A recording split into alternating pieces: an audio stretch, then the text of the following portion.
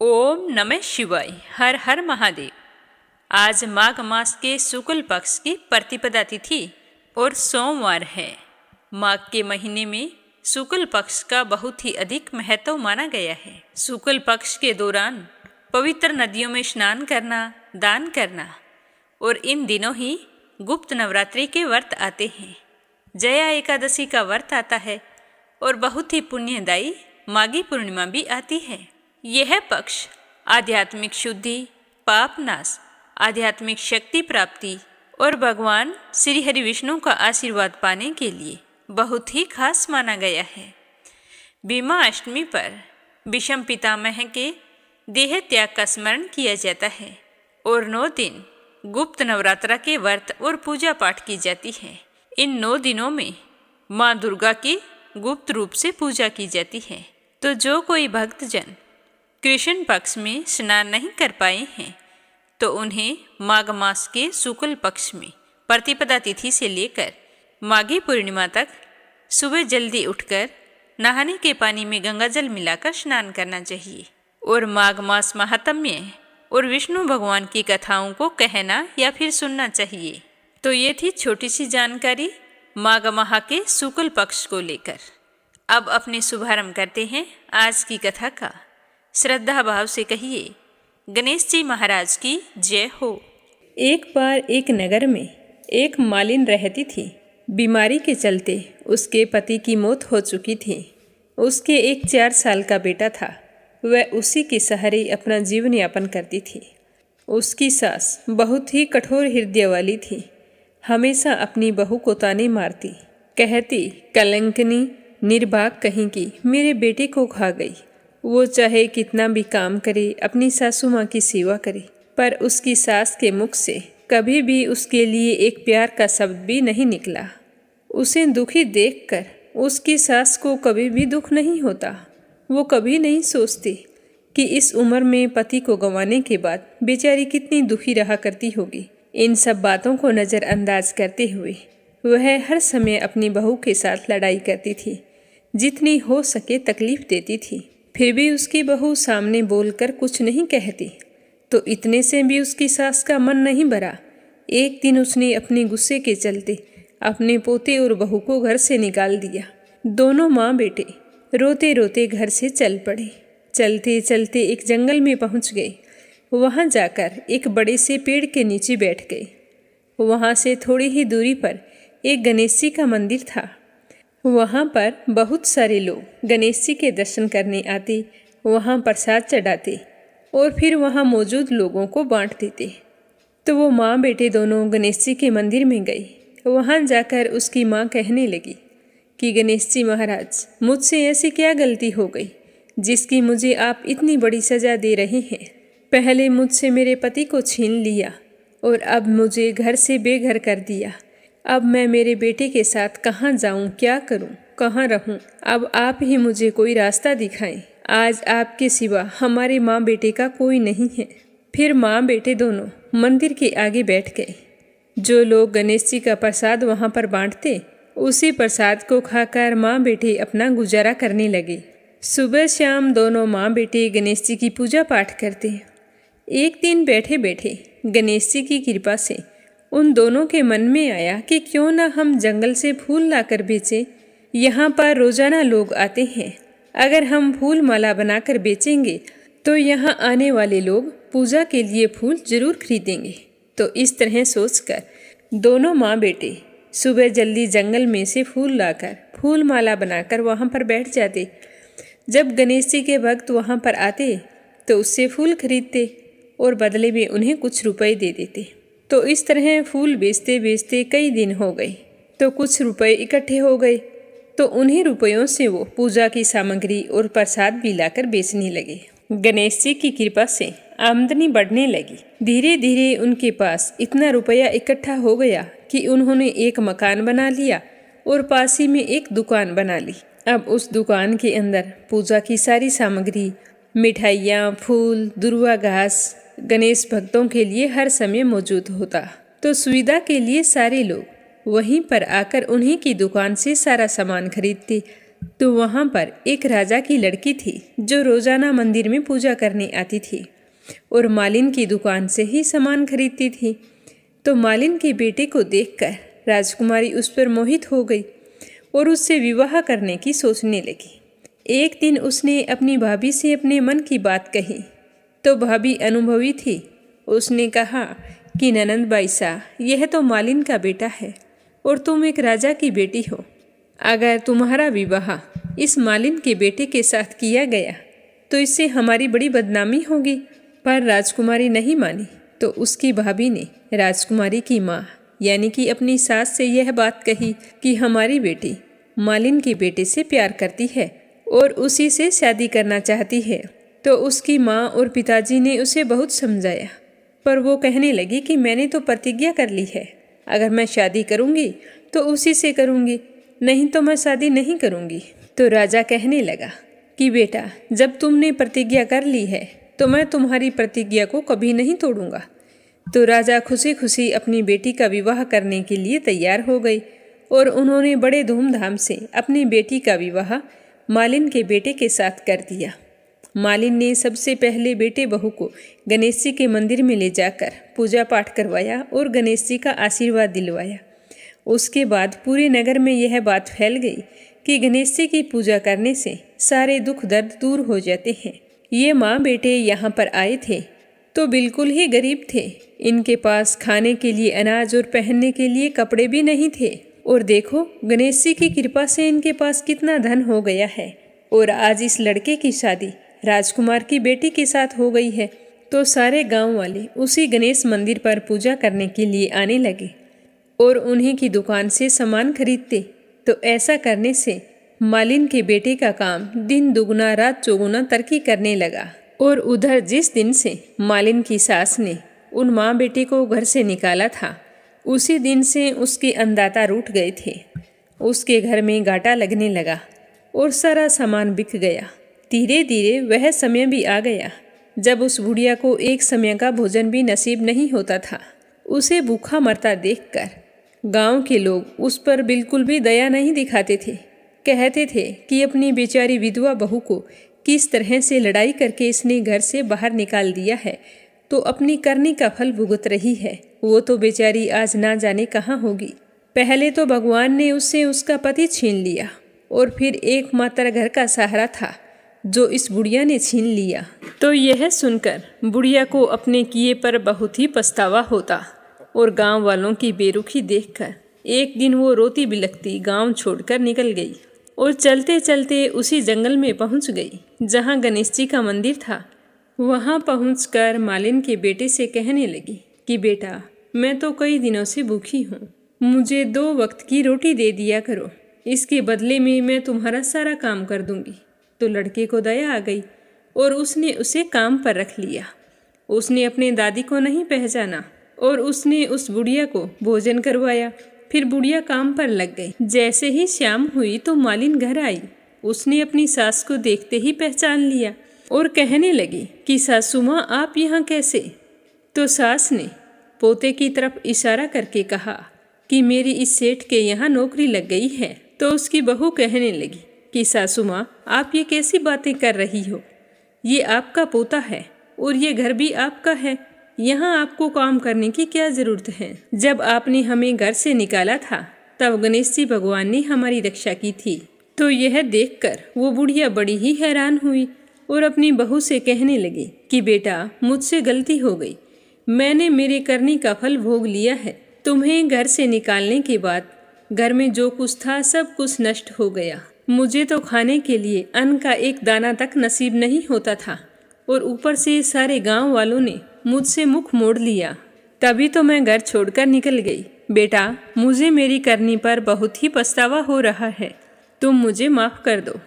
तो उसकी बहू कहने लगी कि माँ जी, कभी माँ भी अपने बच्चों से माफ़ी मांगती है? जो हुआ सो हुआ, उसे भूल जाओ और खुशी खुशी अपने पोते का सुख देखो। तो वह बुढ़िया सोचने लगी कि मेरी बहू कितनी अच्छी है और मैं इसे कभी भी पहचान नहीं सकी। आज मेरे पास कुछ नहीं है और इसके पास सब कुछ है, फिर भी ये देखो मुझे कितनी प्रेम पूर्वक अपने घर में रखकर मान सम्मान दे रही है। ऐसा सोचते हुए उस बुढ़िया की आंखों से खुशी के आंसू चल पड़े। हे गणेश जी महाराज, जैसा सुख आपने मालिन को दिया वैसा सुख सबको देना। जो आपकी इस कथा को पूरे श्रद्धा भाव से सुने उसकी सारी मनोकामनाएं पूर्ण करना। बोलो गणेश जी भगवान की जय हो। अब अपने सुनते हैं भगवान श्री हरि विष्णु और भोले शंकर की कथा। बोलो लक्ष्मीपति नारायण की जय हो, शिव गौरी की जय हो। एक बार भगवान नारायण बैकुंठ लोक में सोए हुए थे और लक्ष्मी जी उनके पैर दबा रही थी। तभी भगवान श्री हरि विष्णु स्वप्न में देखने लगे कि करोड़ों चंद्रमाओं की कांति वाले त्रिशूल डमरूधारी स्वर्ण भरत भूषित सुरेंद्र वंदित सिद्धि सेवित त्रिलोचन भगवान शिव प्रेम और आनंद तारिक से उन्मत्त होकर उनके सामने नृत्य कर रहे हैं। तो उन्हें इस तरह से नृत्य करता हुआ देखकर विष्णु जी तो खुशी से गदगद हो उठे और अचानक ही नींद में से उठकर बैठ गए। कुछ देर तक ध्यान लगाए बैठे रहे तो लक्ष्मी जी उन्हें इस तरह बैठा देखकर पूछने लगी कि हे भगवान, आप इस तरह अचानक से उठकर बैठ क्यों गए हैं और क्या सोच रहे हैं, क्या बात हुई? तो लक्ष्मी जी की बात सुनकर विष्णु जी ने कोई जवाब नहीं दिया। मन ही मन बहुत ही खुश हो रहे थे और ध्यान लगाकर बैठे थे। कुछ देर बाद हर्षित होते हुए आंख खोलकर लक्ष्मी जी की तरफ देखा और फिर कहने लगे कि देवी, मैंने अभी स्वप्न में भगवान श्री महेश्वर के दर्शन किए हैं। उनकी ऐसी अद्भुत छवि मैंने आज तक नहीं देखी। इतनी अपूर्व, आनंदमय और मनोहर थी कि पूछो ही मत। मेरा तो मन कर रहा था कि बस उन्हें ही देखता जाऊं। तभी तो मैं अचानक नींद से जागने के बाद फिर से ध्यान लगाकर बैठ गया। हे लक्ष्मी जी, मुझे तो लग रहा है कि शिव जी ने हमें याद किया है और हमें कैलाश पर्वत पर चलकर महादेव के दर्शन करने चाहिए। तो लक्ष्मी जी कहने लगी कि ये तो बहुत अच्छी बात है, जल्दी से हमें कैलाश पर्वत की ओर चलना चाहिए। तो इस तरह विचार करके लक्ष्मी जी और विष्णु जी कैलाश की ओर चल पड़े। भगवान शिव के दर्शन करने के लिए कैलाश मार्ग पर आधी दूरी पर गए थे कि उन्होंने देखा कि भगवान शंकर भी गौरी जी के साथ उन्हीं की ओर चले आ रहे हैं। अब तो भगवान के आनंद का कोई ठिकाना नहीं रहा। उन्हें ऐसा लग रहा था कि जैसे घर बैठे निधि मिल गई। दोनों एक दूसरे के पास आते ही बहुत ही खुश हुए, बड़े प्रेम से मिले। ऐसा लग रहा था कि प्रेम और आनंद का सागर उमड़ आया है। दोनों एक दूसरे को देखकर नेत्रों से आंसू बहाने लगे और उनका शरीर पुलकायमान हो गया। दोनों एक दूसरे से लिपट कर खड़े रहे। देवी लक्ष्मी और पार्वती जी उन्हें देखती रही। थोड़ी देर बाद दोनों एक दूसरे से हाल चाल पूछने लगे। फिर शिवजी ने पूछा कि आज तुम कैलाश की ओर कैसे आए हो? तो विष्णु जी कहने लगे कि मुझे तो रात्रि में स्वप्न आया था और मुझे लगा कि आप मुझे याद कर रहे हैं, तो मैं तो आपसे मिलने आ रहा था। तो शंकर जी कहने लगे कि मुझे भी रात्रि में इसी प्रकार का स्वप्न आया था और मैं तुम्हारे उसी रूप को देख रहा था जिस रूप में तुम अब मेरे सामने खड़े हो। तो मुझे भी लगा कि तुम मुझे याद कर रहे हो, तो हम तुमसे मिलने के लिए बैकुंठ की तरफ चल पड़े और आप हमसे मिलने के लिए कैलाश की तरफ चल पड़े। अब देखो, दोनों अपनी अपनी जगहों से दूर तीसरी जगह पर मिले हैं। तो विष्णु जी कहने लगे कि फिर तो तुम्हें हमारे साथ चलना चाहिए और बैकुंठ में हमारे साथ रहना चाहिए। तो भोलेनाथ विष्णु जी की बात सुनकर कहने लगे कि नहीं, तुम्हें हमारे साथ चलना है और कैलाश पर रहना है। दोनों के आग्रह में इतना अलौकिक प्रेम था कि उनके लिए मना करना और निर्णय करना कठिन हो गया कि किसके साथ जाना है, क्योंकि दोनों एक दूसरे को मना भी नहीं कर पा रहे थे और जाने का फैसला भी नहीं ले रहे थे। इतने में देखते हैं कि वीणा बजाते हुए, हरि गुण गाते हुए देव ऋषि नारद जी वहाँ पर आ पहुँचे। बस फिर क्या था, नारद जी को देखते ही विष्णु जी और शिव जी कहने लगे कि हे देव ऋषि नारद, तुम बहुत सही समय पर आए हो। तुम्हें अब एक निर्णय करना है कि हमें कहाँ जाना है। यह कहते हुए दोनों ने अपनी अपनी बात बताई। तो सुनकर देव ऋषि नारद तो स्वयं ही परेशान हो गए। वे तो पहले ही देखकर हैरान थे, उस अलौकिक मिलन को देखकर अपनी सुध बुध भूल गए थे और मस्त होकर वो तो दोनों का ही गुणगान करने लगे। लेकिन अब जो सवाल उन दोनों ने देव ऋषि नारद जी के सामने खड़ा किया, उसका निर्णय कौन करे। तो देव ऋषि नारद जी कहने लगे कि इसका निर्णय तो केवल भगवती उमा ही कर सकती है। जो वो कह देगी वही ठीक है। तो शिव जी और विष्णु जी ने देवी पार्वती से कहा कि तुम ही हमारा निर्णय करो। तो सुनकर देवी पार्वती कुछ समय तक तो चुपचाप खड़ी रही। अंत में वे दोनों की ओर देखते हुए कहने लगी कि हे नाथ, हे नारायण, आप लोगों के निश्चल, अनन्य और अलौकिक प्रेम को देखकर मुझे तो यही समझ में आता है कि आपके निवास अलग अलग नहीं हैं। जो कैलाश है वही बैकुंठ है और जो बैकुंठ है वही कैलाश है। केवल नाम में ही भेद है। यही नहीं, मुझे तो ऐसा प्रतीत होता है कि आपकी तो आत्मा ही एक है। केवल आपके शरीर दो दिखाई दे रहे हैं। और आज तो मुझे यह भी स्पष्ट लग रहा है कि आप दोनों की पत्नियां भी एक ही हैं। जो मैं हूँ वही लक्ष्मी है, जो लक्ष्मी है वही मैं हूँ। केवल इतना ही नहीं, मुझे तो अब लगता है कि आप दोनों में से जो कोई एक के प्रति द्वेष करता है वह मानो दूसरे के प्रति ही नफरत करता है, और जो एक की पूजा करता है वो मानो दूसरे की पूजा भी कर रहा है। तो मैं तो यह मानती हूँ कि आप दोनों में जो भेद मानता है उसका चिरकाल तक घोर पतन होता है। आपने मुझे इस प्रसंग में अपना मध्यस्थ बनाकर मानो मेरी प्रवंचना कर रहे हैं और मुझे असमंजस में डाल रहे हैं। मुझे सब कुछ भुला रहे हैं।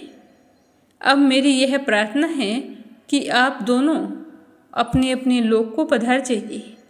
श्री विष्णु जी यह समझेंगे कि शिव रूप बैकुंठ में जा रहे हैं और महेश्वर जी आप यह मानेंगे कि विष्णु रूप कैलाश में जा रहे हैं। तो पार्वती जी के इस उत्तर को सुनकर दोनों बहुत ही प्रसन्न हुए और भगवती उमा की प्रशंसा करने लगे। दोनों ने एक दूसरे को प्रणाम किया और अत्यंत हर्षित होकर अपने अपने लोक को प्रस्थान कर गए। जब लौटकर श्री विष्णु जी बैकुंठ पहुँचे तो लक्ष्मी जी ने पूछा कि हे प्रभु, आपको सबसे अधिक प्रिय कौन है। तो भगवान बोले कि प्रिय, मेरे प्रियतम केवल श्री शंकर हैं। देहधारियों को अपने देह की भांति वे मुझे अकारण ही प्रिय हैं। एक बार मैं और शंकर जी दोनों घूमने निकले थे। मैं अपने प्रियतम की खोज में इस आशय से निकला था कि मेरी ही तरह जो अपने प्रियतम की खोज में देश देशांतर भटक रहा होगा वही मुझे अकारण प्रिय होगा। थोड़ी देर बाद में मेरी मुलाकात श्री शंकर जी से हो गई थी। तो हम दोनों एक दूसरे से मिलकर बहुत ही प्रसन्न हुए। फिर अपने अपने मन की बात बताई। तो शंकर जी भी इसी तलाश में निकले थे कि जो अपने प्रियतम की खोज में निकला होगा और मुझसे मुलाकात होगी वह मेरा प्रिय होगा। अब दोनों एक दूसरे से मिल गए। हे लक्ष्मी, मैं ही जनार्दन हूँ, मैं ही महादेव हूँ। अलग अलग दो घड़ों में रखे हुए जल की भांति मुझ में और उनमें कोई अंतर नहीं है। शंकर जी के अतिरिक्त शिव की चर्चा करने वाला शिव भक्त मुझे बहुत ही प्रिय होता है। इसके विपरीत जो मेरी पूजा करता है और शिव को नहीं बसता है वो मुझे कदापि प्रिय नहीं होता है। अतः हम दोनों की पूजा करनी चाहिए। एक की पूजा करके एक से द्वेष रखने वाला नरक का भागी होता है। देर सवेर उसका पतन ही होता है। हमारी कृपा का पात्र वो कभी नहीं बन सकता। अतः सभी को हम दोनों की पूजा करनी चाहिए। इस तरह जो शिव जी की पूजा करता है वह बैकुंठवासी विष्णु को भी स्वीकार है, और जो विष्णु जी की वंदना करता है वह त्रिपुरारी को भी मना लेता है और उनका आशीर्वाद पाकर अपने जीवन के समस्त सुखों का भोग करता है। बोलो विष्णु जी की जय हो, भोले शंकर की जय हो। अब अपने सुनते हैं कबीर दास जी की अगली कहानी। बोलो श्री कृष्ण भगवान की जय हो। श्री रामानंद आचार्य जी से दीक्षा लेने के बाद कबीर दास जी मन लगाकर राम नाम का जाप करने लगे। वे सोते जागते, उठते बैठते, खाते पीते, कपड़ा बुनते, हर समय राम का नाम जपा करते थे। अब तो कबीर दास जी श्री रामानंद आचार्य जी से अक्सर मिलने भी जाया करते थे और अपने किसी जिज्ञासा का समाधान भी उन्हीं से प्राप्त किया करते थे। कबीर दास जी को लगन से भजन करता हुआ देखकर कुछ लोग जो भगवान से विमुख थे वे उनके पास आते हैं, और उनमें से एक व्यक्ति कबीर जी से पूछता है कि कबीर दास, तुम यह क्या कर रहे हो? तो कबीर दास जी कहते हैं कि मैं तो गुरु जी की आज्ञा से राम नाम का जाप कर रहा हूँ। तो वह व्यक्ति कहने लगा कि कौन से राम नाम का जाप कर रहे हो? तो कबीर दास जी कहने लगे कि कौन से राम का नाम, ये आप क्या कह रहे हैं? क्या राम जी भी अलग अलग हैं? तो वह व्यक्ति कहने लगा कि हाँ, राम तो बहुत सारे हैं, तुम पता नहीं कौन से राम का नाम जप रहे हो, तो तुम्हें फल कैसे मिलेगा? तो कबीर दास जी कहने लगे कि भाई, मैं तो एक ही राम को जानता हूँ, अब आप ही बताइए कि राम कौन कौन से हैं। तो उस व्यक्ति ने कबीर दास जी को एक दोहा सुनाया कि एक राम दशरथ का बेटा, एक राम घट घट में लेटा, एक राम का सकल पसारा, और एक राम सबसे ही न्यारा, इनमें से कौन सा राम है तुम्हारा? तो उस व्यक्ति की बात सुनकर कबीर जी के मन में संशय उत्पन्न हो गया और वो सोचने लगे कि हम तो एक ही राम को जानते हैं, परंतु राम तो बहुत सारे हैं। कबीर दास जी अपने मन का संशय दूर करने के लिए अपने गुरु श्री रामानंद आचार्य जी के पास गए और उन्हें सारी कहानी कह सुनाई। तो कबीर दास जी की बात सुनकर श्री रामानंद आचार्य जी हंस पड़े और कहने लगे कि बेटा, ऐसे भ्रमित करने वाले लोग तुम्हें जीवन भर मिलते रहेंगे, इसीलिए तुम उनसे सजग रहना। भगवान के नाम अलग अलग होने से भगवान स्वयं अलग अलग नहीं हो जाते। भगवान तो एक है। जो राम दशरथ जी का बेटा है वही राम घट घट में भी लेटा है। जिस राम सकल पसारा है वह राम सबसे न्यारा है। इसीलिए इस दोहे का उत्तर यह है कि वही राम दशरथ का बेटा, वही राम घट घट में लेटा, उसी राम का सकल पसारा, वही राम सबसे न्यारा। वह राम सब जीवों के हृदय में निवास करता है, इसीलिए वह सभी के घट में लेटा है। वही राम जब इस सृष्टि को रचते हैं तो यह सब उन्हीं का पसारा हुआ है। वह राम इस सृष्टि को रचने के बाद भी इस सृष्टि में मन नहीं फंसाते हैं, इसीलिए वो सबसे न्यारे हैं। इसीलिए इन सब में कोई भेद नहीं है, ये तो चारों एक ही हैं। तो गुरुजी के वचन सुनकर कबीर दास जी के मन का सारा संशय दूर हो गया और वो पहले की भांति मन लगाकर राम का नाम जपने लगे। धीरे धीरे समय बीतने लगा।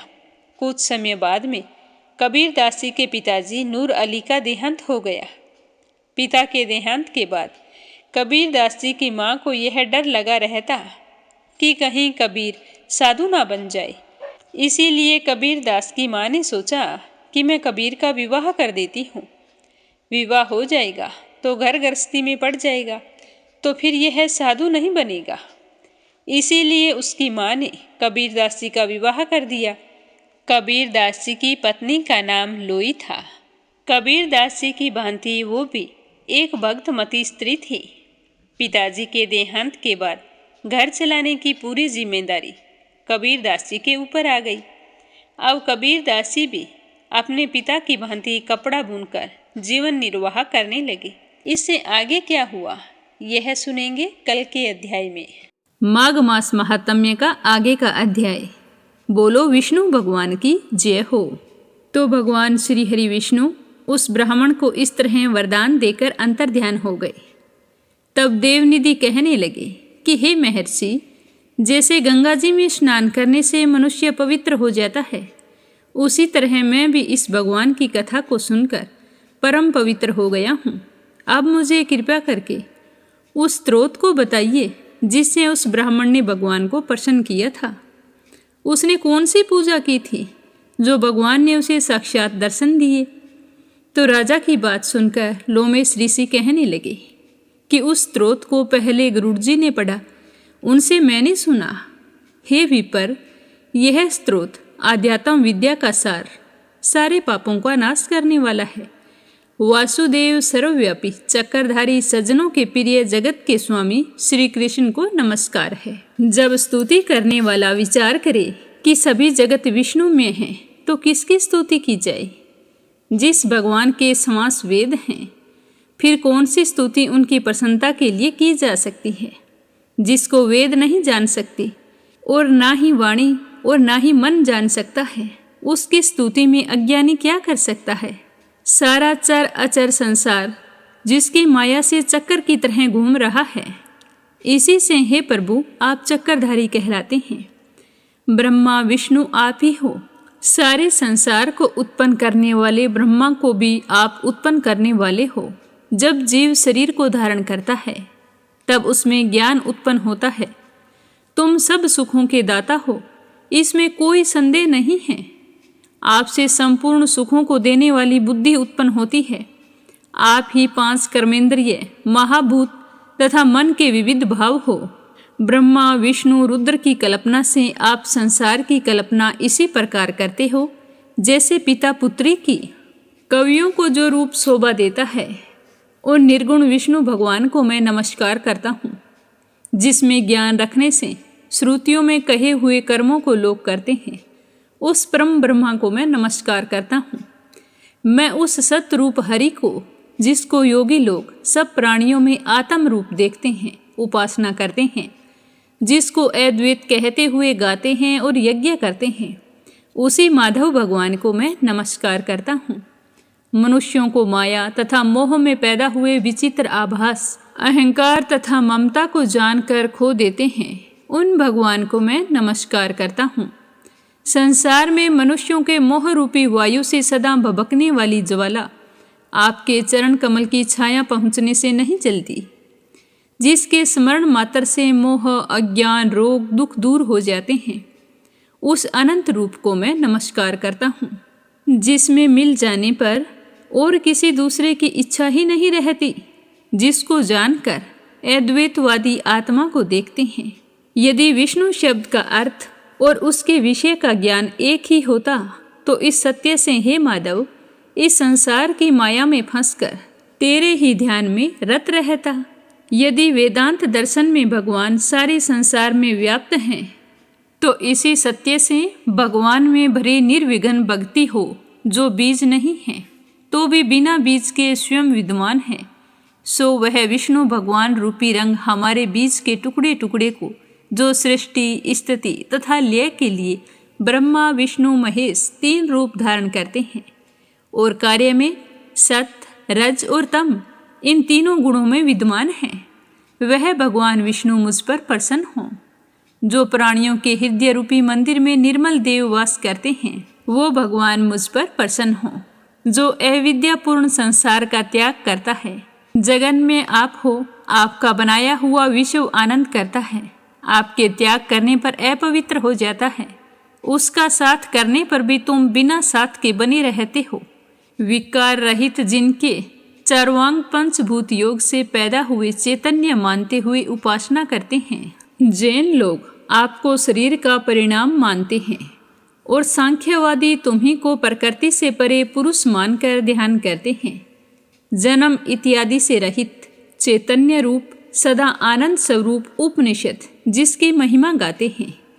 आकाश आदि 5 महाभूत, देह मन बुद्धि इंद्रियां, सब कुछ तुम ही हो, तुमसे अलग और कुछ नहीं है। तुम ही सब प्राणियों को उत्पन्न करने वाले हो और मुझको शरण देने वाले हो।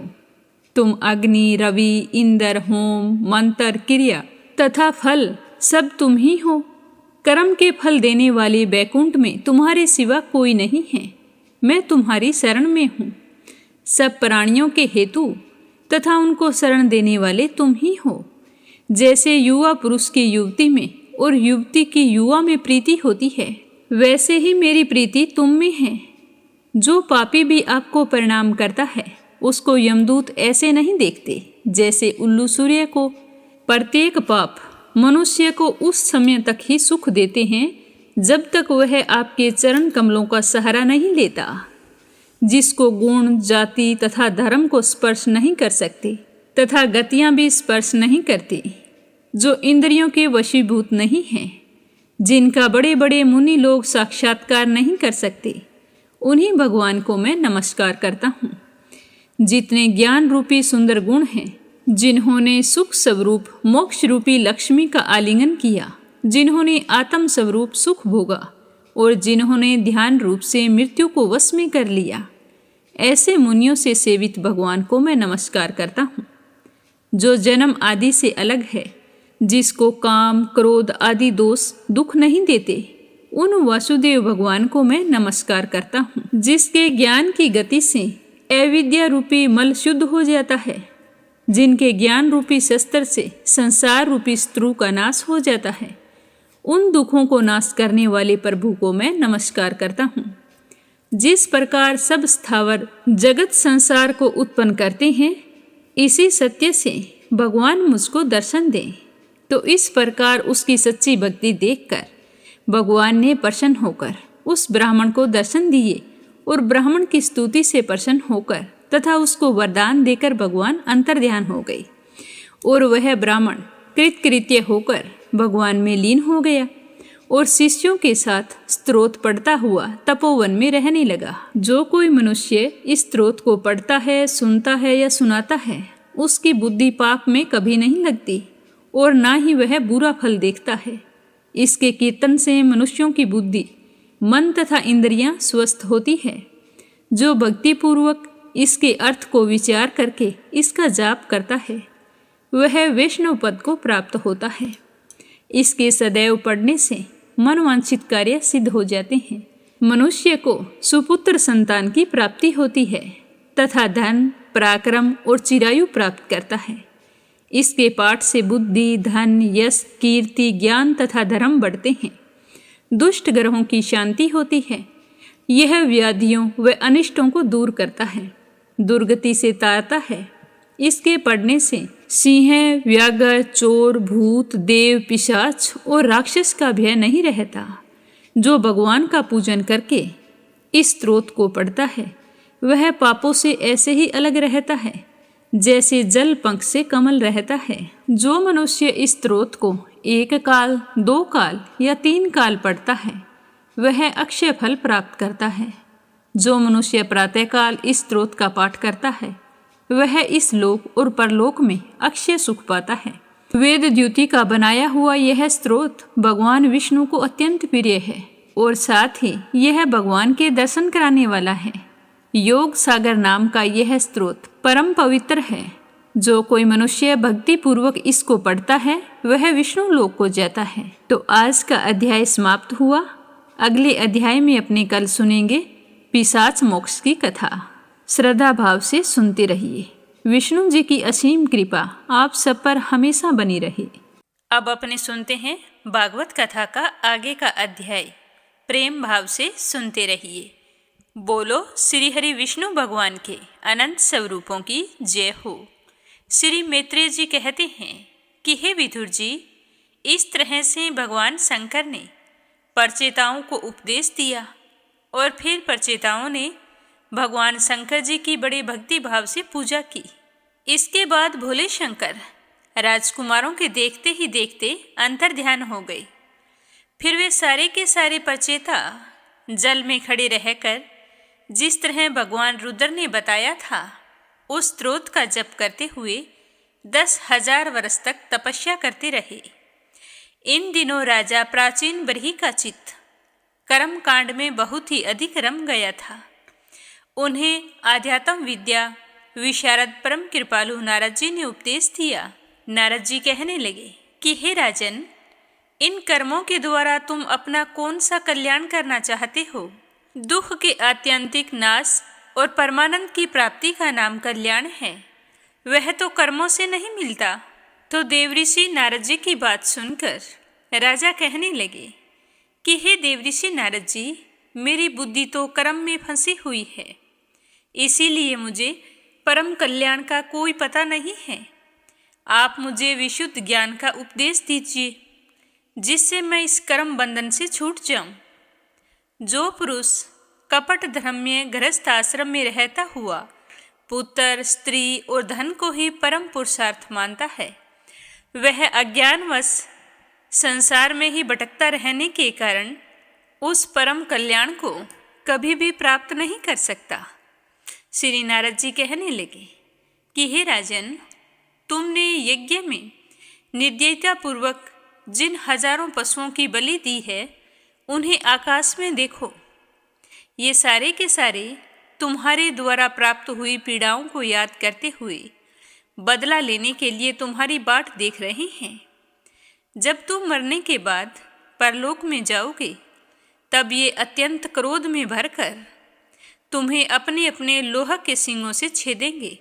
सोचो तुम्हें उस समय कितना दर्द होगा, लेकिन ये बदला जरूर लेंगे। अब मैं तुम्हें इस विषय में एक प्राचीन उपाख्यान सुनाता हूँ। यह राजा पुरंजन का चरित्र है। मैं तुम्हें सुनाऊंगा और तुम सावधान होकर ध्यान से सुनना। हे राजन, पूर्व काल में पुरंजन नाम का एक बड़ा यशस्वी राजा था। उसका एक मित्र था जिसका नाम था अविज्ञात। कोई भी उसकी चेष्टाओं को समझ नहीं सकता था। राजा पुरंजन अपने रहने योग्य स्थान की खोज में सारी पृथ्वी पर घूम आया, फिर भी उसे अपने अनुरूप कोई स्थान नहीं मिला। तब वह कुछ उदास सा हो गया। उसे तरह तरह के भोगों की लालसा थी। उन भोगों को भोगने के लिए उसने संसार में जितने नगर देखे, उनमें से उसे कोई भी पसंद नहीं आया। किसी में कोई कमी थी, किसी में कोई कमी थी। एक दिन वह हिमालय के दक्षिण तटवर्ती शिखरों पर करम भूमि भारतखंड में एक 9 द्वारों का नगर देखा। वह सब प्रकार के सुलक्षणों से संपन्न था। वह सब ओर से परकोटों, बगीचों, अटारियों, खाइयों, जरोखों और राजद्वारों से सुशोभित था। और वह सोने चांदी तथा लोहे के शिखरों वाले विशाल भवनों से खचाखच भरा हुआ था। उसमें जो महल थे, उन महलों का फर्श नीलम, स्फटिक, वैदुर्य, मोती, पन्ने और लालों का बना हुआ था। अपनी कांति के कारण वह नागों की राजधानी भोगवतीपुरी के समान जान पड़ता था। उसमें जहाँ तहाँ अनेकों सभा भवन थे। चौराहे, सड़कें, क्रीड़ा भवन, बाजार, विश्राम स्थान, ध्वजा, पताकाएं और मूंगे के चबूतरे सुशोभित हो रहे थे। उस नगर के बाहर दिव्य वृक्ष और लताओं से पूर्ण एक बहुत ही सुंदर बाग था। उस बाग के बीच में एक बहुत सुंदर सरोवर था, जिसके कारण उसकी शोभा और भी अधिक बढ़ रही थी। और वहाँ पर अनेकों पक्षी भांति भांति की बोली बोल रहे थे। भंवरे गुंजार कर रहे थे। तितलियां मतवाली होकर इधर उधर उड़ रही थी। सरोवर के तट पर जो वृक्ष थे, उनकी डालियां और पत्ते शीतल झरनों के जल कणों से मिली हुई वसंती वायु के झंकोरों से हिल रहे थे। इस प्रकार वे तटवर्ती भूमि की शोभा बहुत ही अधिक बढ़ा रहे थे। वहाँ के वन्य पशु भी मुनि जनोचित अहिंसा आदि व्रतों का पालन करने वाले थे, इसीलिए उनसे किसी को कोई भी कष्ट नहीं पहुँचता था। वहाँ बार बार जो कोकिल की कुहू ध्वनि होती थी, उससे मार्ग में चलने वाले बटोहियों को ऐसा भ्रम होता था कि मानो वह बगीचा विश्राम करने के लिए उन्हें बुला रहा है। तो राजा पुरंजन उस अद्भुत वन में घूम रहे थे। तभी उन्होंने एक सुंदरी को आते हुए देखा, जो अचानक उन्हीं की ओर चली आ रही थी। उसके साथ 10 सेवक थे, जिनमें से प्रत्येक 100 नायिकाओं का पति था, और एक 5 फन वाला सांप उसका द्वारपाल था। वही सब ओर से उसकी रक्षा करता था। वह सुंदरी भोली बाली किशोरी थी और विवाह के लिए श्रेष्ठ पुरुष की खोज में थी। उसकी नासिका, दंत पंक्ति, कपोल और मुख बहुत ही सुंदर थे। जितनी सुंदर वो स्वयं थी, उतने ही सुंदर कुंडल उसके कानों में झिलमिल झिलमिल कर रहे थे। उसका रंग सांवला था। वह पीले रंग की साड़ी और सोने की करदनी पहने हुए थी। जब वो चलती तो चलते समय उसके चरणों से नूपुरों की झनकार हो रही थी। उसे देखकर तो यही लग रहा था कि वह कोई साक्षात देवी हो। वह किशोरी लज्जाते हुए चल रही थी। उसे देखकर वीर पुरंजन उस पर मोहित हो गए और फिर बहुत ही मधुर वाणी में उससे कहने लगे कि हे देवी, तुम मुझे बताओ कि तुम कौन हो, किसकी कन्या हो, इस समय तुम कहाँ से आ रही हो और इस पुरी के समीप तुम क्या करना चाहती हो। तुम्हारे साथ इस 11वें महान सूरवीर से संचालित ये 10 सेवक कौन हैं, और ये सहेलियां तथा तुम्हारे आगे आगे जो यह सरप चल रहा है, यह कौन है। हे देवी, तुम तो साक्षात लज्जा देवी हो, यानी कि उमा, रमा और ब्राह्मणी में से कोई हो सकती हो। यहाँ वन में मुनियों की तरह एकांतवास करके क्या अपने पति देव को खोज रही हो। तुम्हारे पति देव तो तुम उनके चरणों की कामना करती हो, इतने से ही पूर्ण काम हो जाएंगे। हे देवी, यदि तुम साक्षात कमला देवी हो तो तुम्हारे हाथ का क्रीड़ा कमल कहाँ गिर गया। इसी तरह कहते हुए राजा कहने लगे कि तुम इनमें से कोई नहीं हो सकती, क्योंकि तुम्हारे चरण पृथ्वी का स्पर्श कर रहे हैं। यदि तुम कोई मानवी ही हो तो लक्ष्मी जी जिस प्रकार विष्णु जी के साथ बैकुंठ की शोभा बढ़ाती है, उसी प्रकार तुम मेरे साथ इस श्रेष्ठ पुरी को अलंकृत करो। देखो, मैं बड़ा ही वीर और पराक्रमी हूँ, किंतु आज तुम्हारे रूप और सौंदर्य ने मेरे मन को बेकाबू कर दिया है। तुम्हारी लज्जिली और रति भाव से भरी मुस्कान के साथ मोहों के संकेत पाकर यह शक्तिशाली कामदेव मुझे पीड़ित कर रहा है। हे सुंदरी, मुझ पर कृपा करो और स्वामी के रूप में मेरा वरण करो। हे देवी, तुम्हारी बहुत ही सुंदर बाहें और सुगढ़ नेत्रों से सुशोभित तुम्हारा मुखारबिंद इन लंबी लंबी अलकावलियों से घिरा हुआ है। तुम्हारे मुख से निकले हुए वाक्य बड़े ही मीठे और मन को हरने वाले हैं, लेकिन तुम्हें तो मुझे देखकर लज्जा आ रही है। तुम मेरी ओर मुख क्यों नहीं कर रही। जरा अपना मुख ऊंचा करके अपने सुंदर मुखड़े का मुझे दर्शन कराओ। इस तरह कहते हुए नारद जी कहने लगे कि हे वीरवर, जब राजा पुरंजन ने अधीर होकर इस तरह याचना की, तब उस बाला ने भी हंसते हुए उसका अनुमोदन किया। वह भी राजा को देखकर मोहित हो चुकी थी और वह कहने लगी कि हे राजन, हमें अपने उत्पन्न करने वाले का ठीक ठाक पता नहीं है कि हम किसके हैं और कौन हैं। ना तो हमें अपने गोत्र के बारे में पता है और ना ही किसी अपने के बारे में हम जानते हैं। आज मैं इस पुरी में हूँ, बस इतना ही जानती हूँ, इसके सिवा मैं कुछ नहीं जानती। मुझे इसका भी पता नहीं है कि हमारे रहने के लिए यह पुरी किसने बनाई है। हे राजन, ये पुरुष मेरे सखा और स्त्रियां मेरी सहेलियां हैं, तथा जिस समय मैं सो जाती हूँ, यह सर्प जागता हुआ इस पुरी की रक्षा करता रहता है। हे राजन, आप यहाँ पधारे हैं, यह हमारे लिए बड़े सौभाग्य की बात है। आपका मंगल हो। आपको विषय भोगों की इच्छा है, उसकी पूर्ति के लिए मैं अपने साथियों सहित सभी प्रकार के भोग प्रस्तुत करती रहूंगी। हे प्रभु, इस 9 द्वारों वाली पुरी में मेरे प्रस्तुत किए हुए इच्छित भोगों को भोगते हुए आप सैकड़ों वर्षों तक निवास कीजिए। आपको छोड़कर मैं भला और किसके साथ रमण करूंगी। दूसरे लोग तो न रति सुख को जानते हैं, न विहित भोगों को ही भोगते हैं, न परलोक का ही विचार करते हैं और न कल क्या होगा इसका ही ध्यान रखते हैं। अतः पशु तुल्य हैं। इस लोक में गृहस्थ आश्रम में ही धर्म, अर्थ, काम, संतान सुख, मोक्ष, सुयश और स्वर्ग आदि दिव्य लोकों की प्राप्ति हो सकती है। संसार त्यागी यतिजन तो इन सब की कल्पना भी नहीं कर सकते।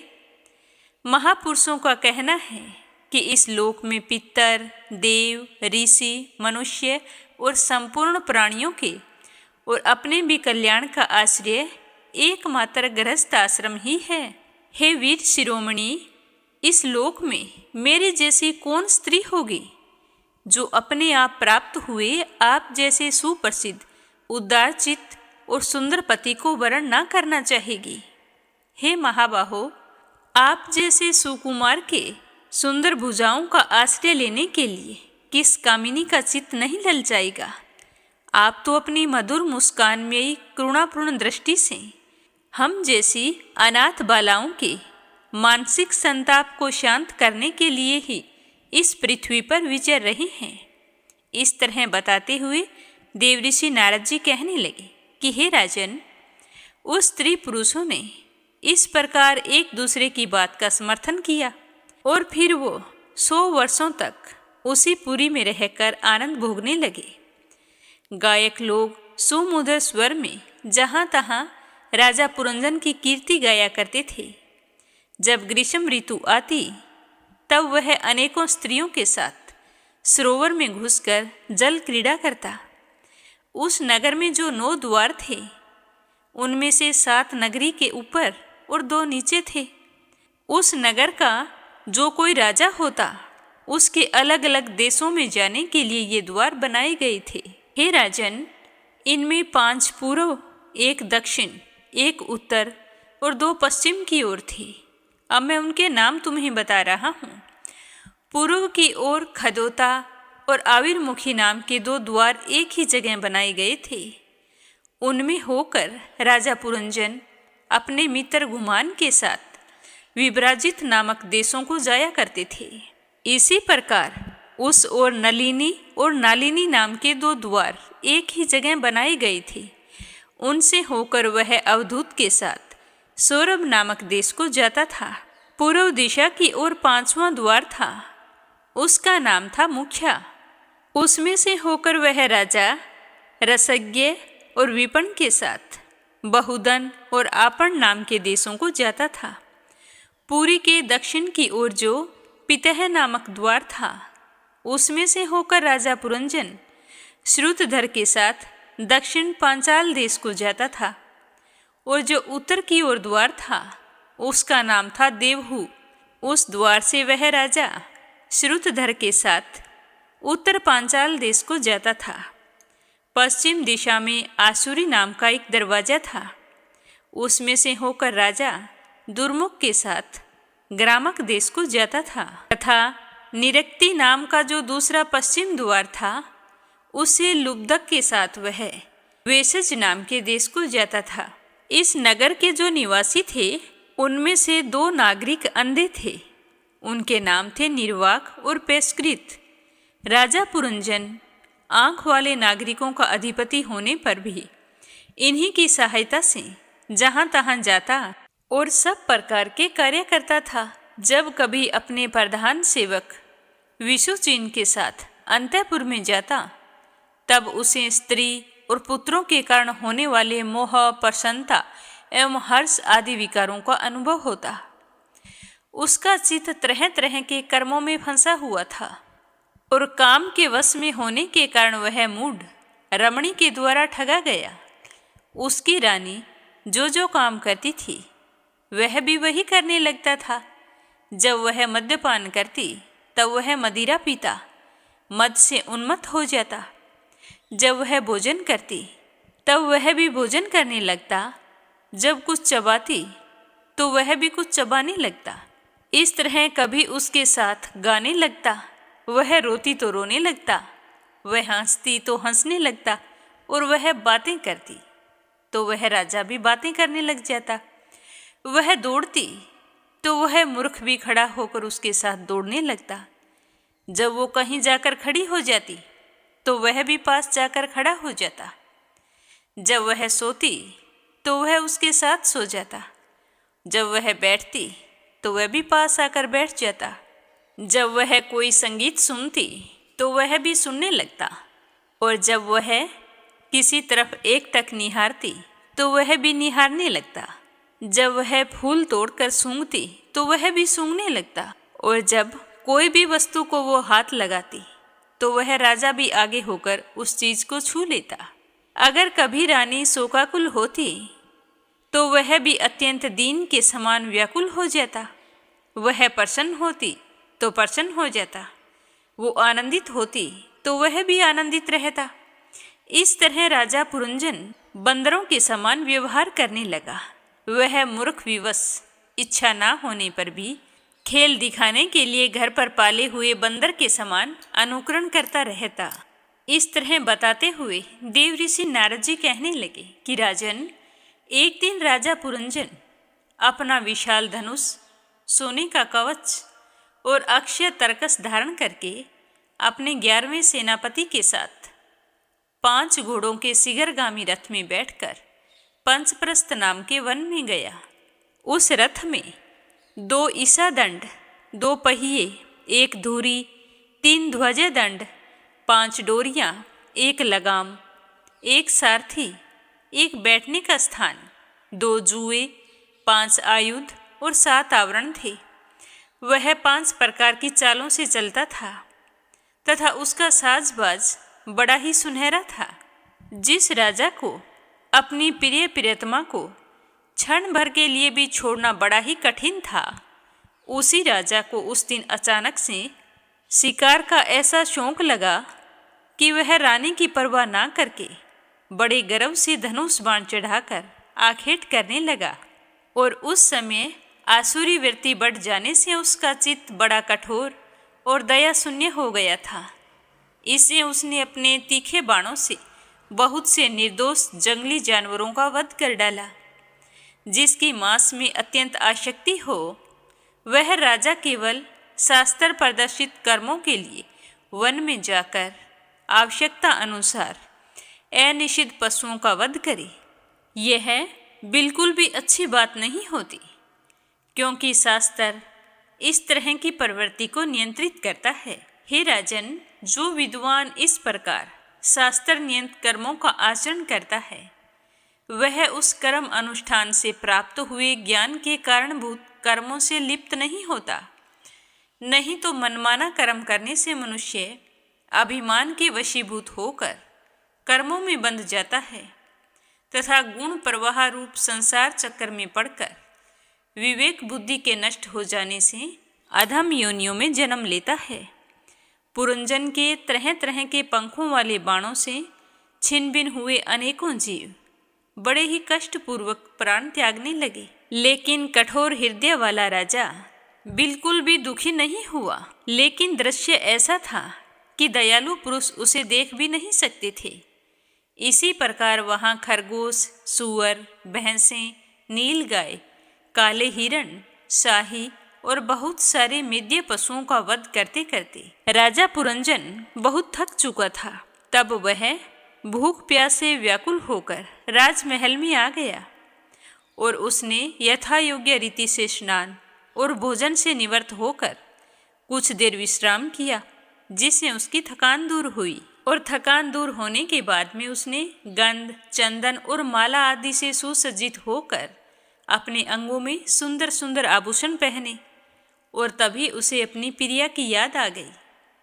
वह भोजन आदि से तृप्त, हृदय में आनंदित, मद से उन्मत्त और काम से व्यथित होकर अपनी सुंदरी भार्या को ढूंढने लगा, लेकिन वह उसे कहीं भी दिखाई नहीं दी। तो अपनी प्रिया को ना पाकर उसके हृदय में बड़ी ही उदासी हुई और वह अंतःपुर की स्त्रियों से पूछने लगा कि हे सुंदरियों, अपनी स्वामिनी के साथ तुम सब पहले की तरह कुशल मंगल तो हो ना? आज क्या बात है? आज इस घर की संपत्ति पहले जैसी सुहावनी नहीं लग रही है। घर में माता अथवा पति प्राणा भार्या ना हो तो वह घर बिना पहिए के रथ के समान हो जाता है। फिर उसमें कौन बुद्धिमान दीन पुरुषों के समान रहना पसंद करेगा। अतः हे सुंदरियों, बताओ हमारी सुंदरी कहाँ है, जो दुख समुद्र में डूबने पर भी मेरी विवेक बुद्धि को पद पद पर जागृत करके मुझे उस संकट से उबार लेती है।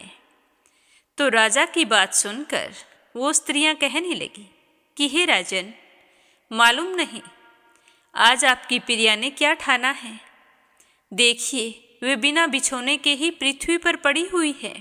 इस तरह बताते हुए श्री नारद जी कहने लगे कि हे राजन, उस स्त्री के संग से राजा पुरंजन का विवेक नष्ट हो चुका था, इसीलिए अपनी रानी को पृथ्वी पर अस्त व्यस्त अवस्था में पड़ा देखकर वह राजा तो बड़ा व्याकुल हो गया और भागकर अपनी प्रियतमा के पास पहुंच गया। राजा पुरंजन की प्रियतमा रानी इस तरह से अस्त व्यस्त होकर जमीन पर ही क्यों लेटी थी, यह अपने सुनेंगे कल की कथा में। आज की कथा को यहीं पर विराम देते हैं। नित्य नियम से सुनते रहिए। बोलिए विष्णु भगवान की जय हो। अब अपने सुनते हैं लपसी और तपसी की कहानी। बोलो लपसी तपसी की जय हो। बहुत पुराने समय की बात है। एक गांव में एक ब्राह्मण परिवार रहा करता था। उसमें पति पत्नी के अलावा उनके 2 बच्चे थे। एक बेटा था, एक बेटी थी। ब्राह्मण दंपति बहुत ही सरल स्वभाव के थे। समय मिलने पर प्रभु का स्मरण किया करते थे। उनकी बेटी बहुत ही संस्कारी और सुशील थी, लेकिन उनका बेटा आवारा किस्म का था। वह कोई काम धाम नहीं करता और ना ही कभी अपने माँ बाप का कहना मानता था। समय के साथ दोनों बहन भाई बड़े हो गए। बहन की शादी कर दी गई, पर भाई का वही हाल था। उसके माँ बाप ने उसे समझाया कि बेटा, अब हम वृद्ध हो चले हैं, तुम कोई काम किया करो, लेकिन उस पर उनकी बातों का कोई असर नहीं होता था। तो एक दिन ब्राह्मणी अपने पति से कहने लगी कि स्वामी, आप बिल्कुल काम छोड़ दीजिए। जब घर में कुछ भी नहीं होगा तो यह अपनी जिम्मेदारी समझेगा और काम पर लग जाएगा। तो ब्राह्मण ने दूसरे दिन से काम पर जाना छोड़ दिया। तो यह देखकर उनके बेटे ने कोई काम नहीं किया और चोरी करने चला गया। आते जाते राहगीरों को लूट लेता और उसी से अपने घर का गुजारा किया करता था। तो उसकी लूटने और चोरी करने की आदत से सारे गांव वाले उसे लपसी कहने लगे। तो लपसी की इस हरकत से उसके माँ बाप बहुत ही दुखी रहते थे, पर वह किसी की सुनने के लिए तैयार नहीं था। इसी तरह समय बीतता गया। एक दिन की बात है कि लपसी एक पीपल के पेड़ पर बैठा था। तभी शिव पार्वती जा रहे थे। पार्वती माता गहनों से लदी हुई थी। तो लपसी उन्हें देखकर सोचने लगा कि सूरत के कितने गहने हैं, आज ये सारे के सारे लूट लूँगा तो मुझे कई महीनों तक चोरी नहीं करनी पड़ेगी। तो वह लूटने के इरादे से पीपल की ओट में होकर बैठ गया।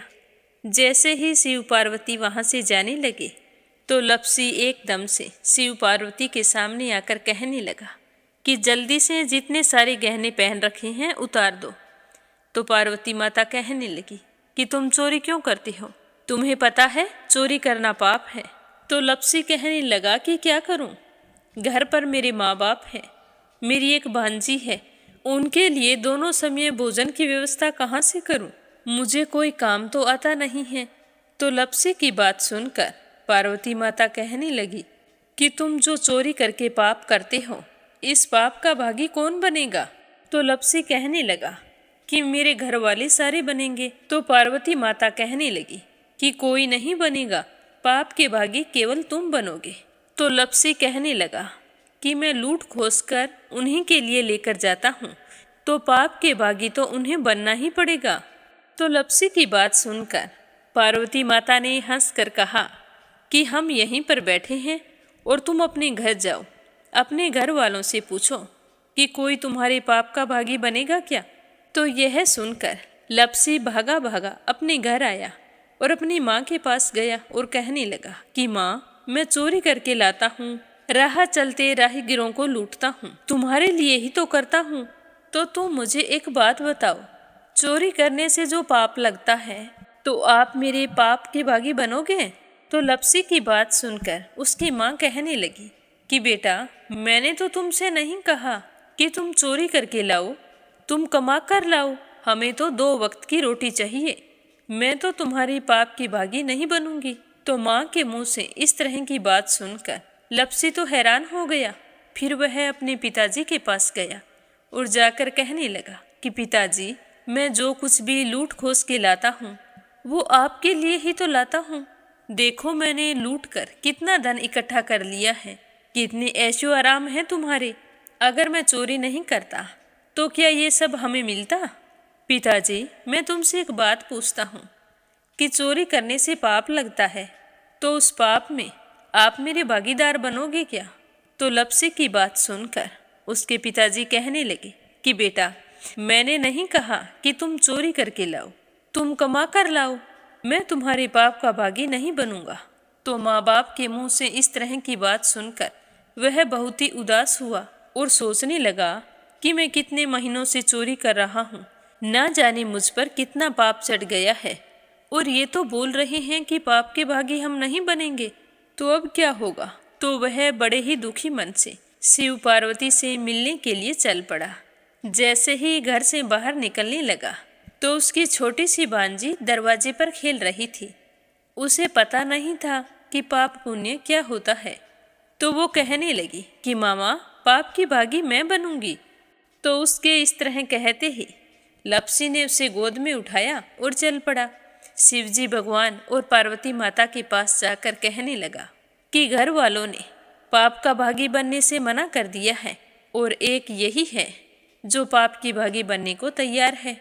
फिर लप्सी बड़े ही दीन स्वर में कहने लगा कि हे भगवान, मैं समझ गया हूँ कि चोरी करना पाप है।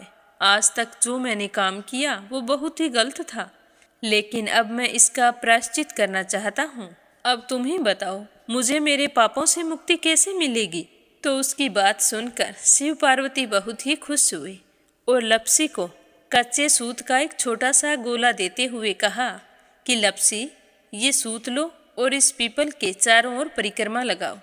जब यह सूत समाप्त हो जाएगा तब तुम्हारे सारे पाप नष्ट हो जाएंगे। तो यह सुनकर लप्सी बहुत ही खुश हुआ। सोचने लगा कि छोटा सा गोला है, अभी लपेट कर घर चला जाऊंगा, उसके बाद में कभी कोई पाप नहीं करूंगा। फिर उसने अपनी बांजी को कंधे पर बैठाया और पीपल की परिक्रमा लगानी शुरू कर दी। अब भगवान का वह सूत खत्म कहाँ होने वाला था। लप्सी चक्कर लगाता गया पर वह सूत खत्म नहीं हुआ। चक्कर लगाते लगाते 1 महीने, 6 महीने, साल, पूरे 12 साल बीत गए, पर वह सूत खत्म नहीं हुआ। 12 साल बाद एक बार फिर शिव पार्वती जी वहाँ से गुजर रहे थे, तो पार्वती माता ने कहा कि स्वामी, चलो लप्सी को चलकर देखते हैं। तो शिवजी कहने लगे, वो चोरी करने वाला, लूटने वाला कब का चला गया होगा? तो पार्वती माता कहने लगी कि नहीं स्वामी, चलकर देखने में क्या जाता है, चलो एक बार देखते हैं। तो शिव पार्वती जी जैसे ही पीपल वृक्ष के पास आए तो देखा कि लप्सी तो अब भी चक्कर लगा रहा है। वहाँ चारों ओर गहरी खाई हो गई है और लप्सी की बड़ी बड़ी दाढ़ी, मूंछें, नाखून बढ़ गए हैं। तो यह देखकर पार्वती माता ने कहा कि देखो स्वामी, आप तो कह रहे थे कि वो कब का ही चला गया, देखो इसके मन में सच्ची भक्ति है। तो पार्वती की बात सुनकर शिवजी ने कहा कि चलो अभी देख लेता हूँ। तो यह कहकर शिवजी ने एक सोने का कड़ा लप्सी के आगे फेंक दिया। तो लप्सी ने झट से उसके ऊपर पैर कर लिया। फिर अचानक से उसका ध्यान शिव पार्वती जी की ओर गया, तो वो हाथ जोड़कर कहने लगा कि भगवान, अब तो मेरे पाप समाप्त हो गए होंगे, आप मुझे यहाँ से जाने की आज्ञा दीजिए। आपका यह सूत अभी तक खत्म नहीं हुआ है। तो शिवजी भगवान ने कहा कि तुम्हारे पाप कर्म भी अभी तक पूरे नहीं हुए हैं। तो शिवजी की बात सुनकर लप्सी कहने लगा कि भगवान, मुझे पूरे 12 वर्ष हो गए हैं आपकी भक्ति करते करते, और अब भी आप मुझ पर शक कर रहे हैं। तो शिवजी ने कहा कि अपना पैर उठाओ। तो जैसे ही लपसी ने अपना पैर उठाया तो उसके पैर के नीचे सोने का कड़ा था। तो यह देखकर लपसी शर्मिंदा हो गया और कहने लगा कि प्रभु, गलती हो गई, मुझे माफ़ करो, आगे से मैं ऐसी गलती कभी नहीं करूँगा। तो शिव जी कहने लगे कि नहीं लपसी, तुम्हारा पाप ऐसे पूरा नहीं हो सकता। अब तुम्हें 12 वर्ष तक और इसी तरह परिक्रमा करनी होगी, उसी के बाद तुम्हारे पाप समाप्त होंगे। यह कहकर शिव पार्वती वहाँ से चले गए और वह फिर से पीपल के पेड़ की परिक्रमा करता रहा। करते करते 12 साल बीत गए। 12 साल बाद में शिव पार्वती जी वहाँ पर आए तो उन्होंने देखा कि आज भी वो वहीं पर चक्कर लगा रहा है। तो शिव जी ने फिर उसके सामने सोने की अंगूठी फेंकी पर उसने कोई ध्यान नहीं दिया। तो शिव जी भगवान प्रसन्न होकर कहने लगे कि हे लपसी, आज से तुम मेरी तपस्या करके तपसी बन गए हो। मैं तुम्हें वरदान देता हूँ कि तुम अपने जीवन में सारे सुखों को प्राप्त करेगा। और तूने 24 बरस तक मेरी भक्ति की है, इसका फल भी तुझे अवश्य मिलेगा। जो भी औरत गाय और कुत्ते की रोटी नहीं बनाएगी, उसका पुण्य फल तुम्हें मिलेगा। आंगन लीप कर दहलीज नहीं लीपेगी तो उसका पुण्य फल भी तुझे ही मिलेगा। अगर हमारे घर की बहन बेटी को हम सूट, तीवल या साड़ी भेंट स्वरूप देते हैं तो साथ में मोली का धागा और कुछ रुपये नहीं देंगे तो उसका पुण्य फल भी तुम्हें ही मिलेगा। अगर कोई दिए से दिया जलाएगा तो उसका पुण्य फल भी तुम्हें ही मिलेगा। अगर व्रत और पूजा पाठ में सारी कहानी सुन ले और तुम्हारी कहानी ना सुने तो उसका पुण्य फल भी तुम्हें ही मिलेगा। कहा जाता है कि तभी से सुबह पहली रोटी गाय की और सुबह की अंतिम रोटी छोटी बनाई जाती है और शाम को अंतिम रोटी बड़ी बनाई जाती है जो कुत्ते की होती है। और दिए से दिया भी नहीं जलाया जाता। और घर की बहन बेटियों को सूट और तीवल के साथ भेंट स्वरूप कुछ रुपए भी जरूर दिए जाते हैं। और उसी दिन से हर व्रत कथा के बाद में लपसी तपसी की कहानी जरूर सुनी जाती है। और कथा समाप्त होने पर कहा जाता है कि लपसी का फल लपसी को मिले, तपसी का फल तपसी को मिले। हमारी पूजा पाठ का, हमारे व्रत का और हमारी कहानी का पुण्य फल हमें मिले। बोलो लपसी तपसी की जय हो। तो ये थी लपसी और तपसी की कहानी। लपसी तपसी 2 भाई नहीं थे। लपसी और तपसी एक ही आदमी का नाम था। लूट कर लाता था, इसीलिए उसे लपसी के नाम से पुकारते थे। और फिर भगवान की तपस्या करने के कारण उसे तपसी के नाम से जाना जाने लगा। बोलो लपसी तपसी की जय हो। अब अपने सुनेंगे कथा सुनने वाले प्यारे श्रोताओं के नाम। तो आज का पहला कमेंट है संजय, सोनिया, हिताक्षी, दीपेश, मयंक हरियाणा से। दूसरा है अपराजिता मीना श्रीवास्तव नेपाल से। और तीसरा है रजनी बड़ोला उत्तराखंड से। उषा शर्मा राजस्थान से। प्रोमिला रानी, विश्वास, सुधीर, राजेश, संजय कनाडा से। श्रीचंद यादव गया बिहार से। परमेश्वरी रघुवीर सिंह दिल्ली से। आरती खैरावर अगरखर से। रवि सैनी, सीमा सैनी मलियाना से। सरला रानी करनपुर से। आशा शर्मा विष्णु, ज्योति अंशु भीलवाड़ा से। संजना राजपूत अहमदाबाद से। सीमा जोशी, रवि कुमार जोशी दिल्ली से। श्रीमती शर्मा अलीगढ़ से। श्रीमती यशोदा, अंजलि, बबली, विकी ओडिशा से। चंद्रकांता दिल्ली से।